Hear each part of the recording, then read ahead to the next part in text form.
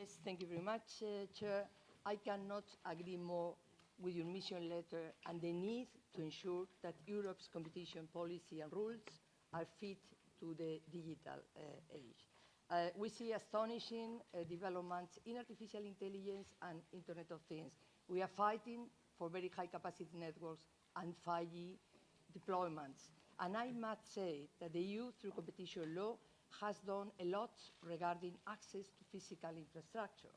But, however, we have digital infrastructures, such as app stores, digital wallets for payments, or search engines. And in some cases, all this infrastructure has become unintended critical gateways that are creating a number of barriers to compete, innovate, or reach customers. And my question is, in those cases, what will you do to eliminate the new bottlenecks, such as inflexible terms for access, limited access to operating system functionalities, or access to user transaction data? Thank you. Thank you. Madam Vestager.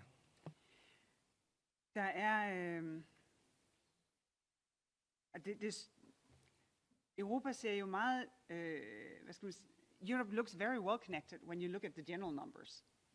But I think sometimes if you live in the countryside, you feel, no, it's not working. So there's also a digital divide that we'll have to close, to keep investing also outside of areas where there is a thorough business idea. So it's just to say that we have also sometimes in our physical infrastructure a gatekeeping that I think is felt very present for a number of people. When it comes to the gatekeeping as such, the legislation platform to business is going to be coming into effect quite shortly, I think by summer next year. And that will allow you as a business, depending on a platform, to know, to have transparency as to how am I ranked, and if I'm not to be found anymore, why is that? And also to have access to a dispute-solving mechanism, that you can go somewhere and say, it doesn't work anymore. What do I do to make it work? That was made in a very prudent way, not so to overshoot the regulation, but at the same time was created an observatory so that if need be, that we can increase these obligations. Because the gatekeepers, when you own the market, if they don't apply sort of privately set rules of fair competition, then obviously we have an issue. And as such, in a number of the competition cases, we have seen that when you de facto own a market, the rule you set is not, I will ensure fair competition, it is my own products first. And this is why we have to keep focusing on what happens if you have a dominant company in these very fast-moving markets. A follow-up question.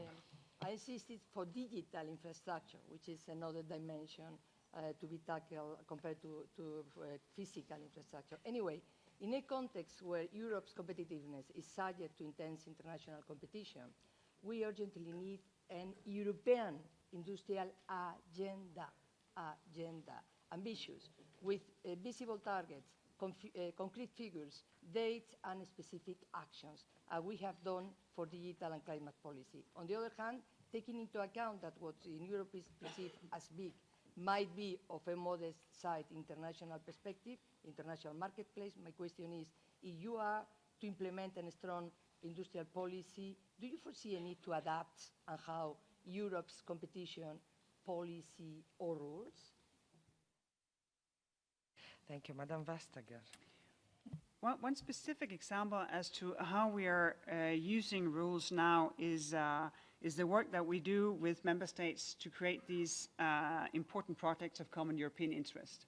We have one already on microelectronics with, I think, 5 member states and 40 different businesses that come together in a structure to develop next generation of microelectronics, which will serve us very well, actually also in climate change, because these new chips, they will use less energy than the ones we have already.